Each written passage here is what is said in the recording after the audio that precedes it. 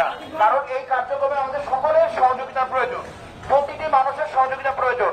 আর আমি একটু অ্যাডিশনালি বলে রাখি, যারা কৃষক ভাইরা রয়েছেন, আপনাদের শুধুমাত্র প্রকৃত কৃষক আপনাদের জ্বালানি প্রয়োজন, তাদের কথা চিন্তা করে কিন্তু বিশেষ কৃষি জ্বালানি কার্ড তৈরি করা হয়েছে। আপনারা জানেন, আপনারা যারা এখনো জানেন না, তারা আপনাদের সংশ্লিষ্ট ইউনিয়ন উপসহকারী কর্মকর্তার সাথে যোগাযোগ করে আপনারা বিশেষ কৃষি জ্বালানি কার্ডটা সংগ্রহ করে ফেলবেন।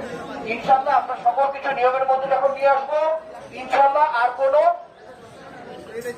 সংকট থাকবে না। এবং যারা অবৈধভাবে অপ্রয়োজনীয় ভাবে মজুত করছেন বা অকারণে গাড়িতে তেল ভরছেন, অকারণে এখন ঘুরে বেড়াচ্ছেন, তাদের সংখ্যাটা কমে যাবে। কারণ যেহেতু অস্থিরতা চলছে, আমাদের একটু সাশ্রয়ী আচরণ তো করতে হবে, তাই না?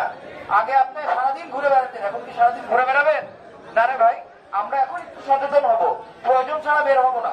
কারণ এটা সংকটকালীন একটু সময়, সবার কথা চিন্তা করতে হবে।